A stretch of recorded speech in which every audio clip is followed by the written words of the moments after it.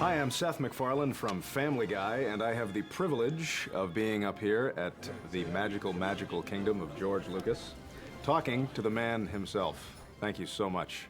Well, it's great to be here. This was an absolute joy for everyone involved to be able to do this. Everyone on staff knows just about everything you've done, almost verbatim. Your company was supportive from the start. Why are you guys so much nicer than everyone else? Why did you allow us to do this? Well, I think ultimately we don't have to be mean. You know, we're not really that competitive. I came out of film school with a lot of friends, and we all helped each other. We helped each other in our careers, and we just never were competitive about anything. We were always competitive in a friendly way to say, you know, like playing cards or, you know, dunking baskets to say, okay, you're so smart, try this, you know. And so it's that kind of competition, not the, you know, you must be destroyed and you must fail so I can win and all that sort of thing. How often do you watch your own movies? How often are you ever at home and you sit down and you say, let's just pop it in and see if there's anything I missed? It doesn't really. I mean, usually it's flipping channels and it's on some, you know, cable. Will you stop and watch it? Cable movie. Sometimes I will. Yeah. You know, depends on what I'm doing. Other than that, I have to see them, you know, every 5 years or so for one reason or another. You know, some screening that somebody's having that I'm sort of. Right. But to be very honest with you, I love all the movies I've made.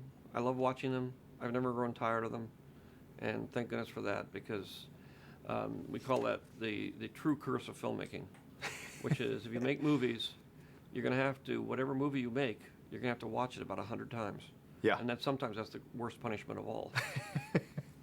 Yeah, if there's ever a rerun of Family Guy on the air, I have to stop and watch it. Well, our TiVo is completely filled up with Family Guy.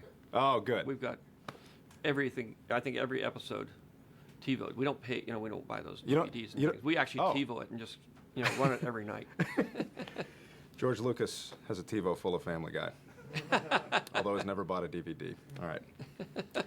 Well, I bought all the Star Wars DVDs, but good. You could go out and buy them again. Would you say you know all the Star Wars movies pretty much verbatim, like the fans? Not really. If I like hummed a piece of music, would you be able to tell me what where part in of the movie? The film? Yeah. That would be tough. Really? Yeah, but you can try. Okay.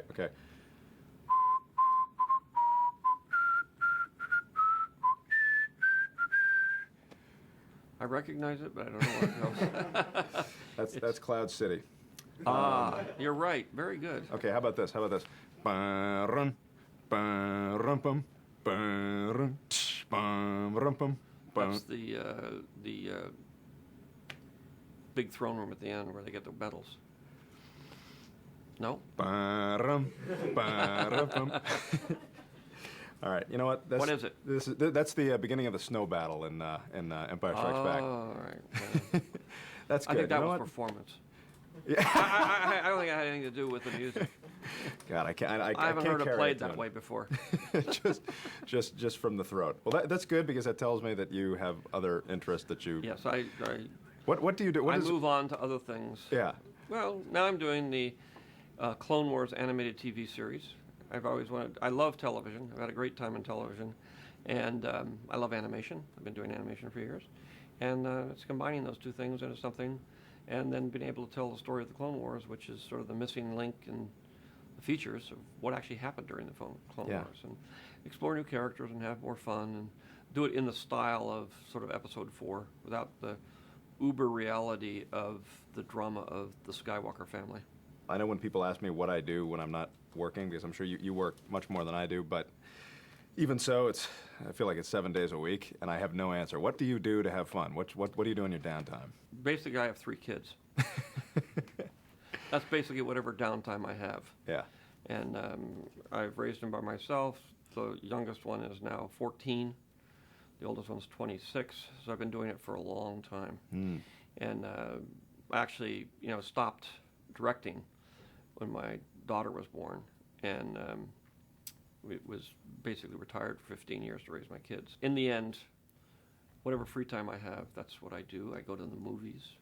I love cars.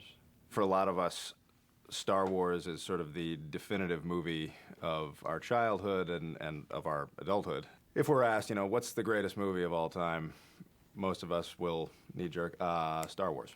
Was there a movie when you were a kid that you found to be that to hold that sort of place? Well, to be very honest with you, I didn't go to the movies that much when I was younger. I lived in a very small town, one movie theater.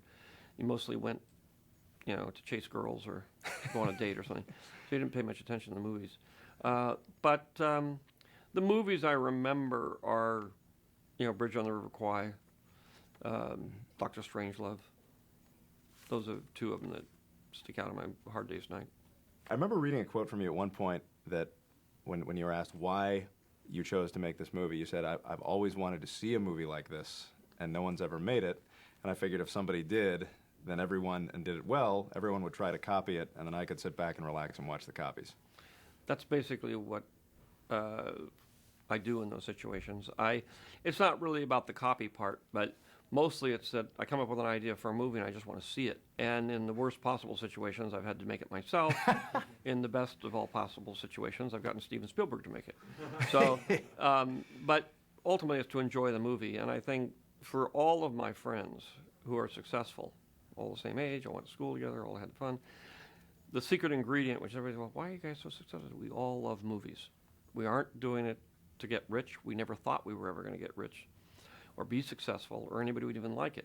But we love movies, and we make the kind of movies that we love to see.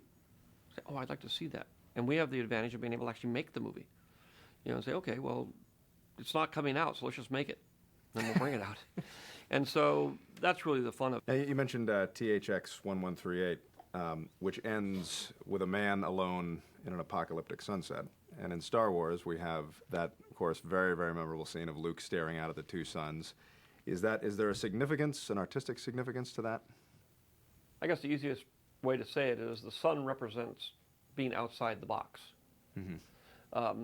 The sunset or sunrise, depending on how you want to portray it, is the essence of change. Those people in the movies who are looking off to the horizon or running off to the horizon into the sunset are going from a life of inside the box that's very the same every day to the unknown. They're running off to either the black night where all the scary part is, or to a whole new dawn of a new day where they get a second chance. You obviously run this vast, vast empire here. What is your leadership style? Are you more Darth Vader or Admiral Akbar? Well, to be very honest with you, I don't do anything. I basically make movies. I'm not really one to run businesses. So I turn it over to other people, and then I kind of oversee it. I would say I'm the gentle giant. I don't get pissed off very often. I don't do a lot of hands-on stuff. I let everybody else do it, as opposed to movies where I'm sort of a micromanager. Do you watch a lot of television? Is there anything that you respond to on TV, or is it all kind of... The only thing I watch is Family Guy. Oh, God. I'm so glad I came up here. Yeah, that and a bunch of old Jackass episodes. But if there's one thing that you would like to be remembered for, one project that you have done or that you have yet to do, what would it be? Raising my kids. There you go. That's a human being right there, folks. It's a lot harder than making movies, let me tell you.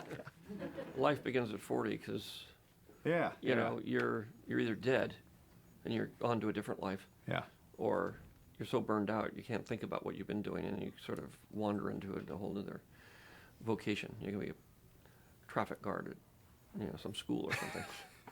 But you managed to stick it out. You managed to avoid that. Well, I built an edifice and then I just stand aside and I can fall asleep for weeks or months or years and nobody notices. Oh, boy, that sounds good. George, thank you so much. All right. This was great. Well, good luck. All right.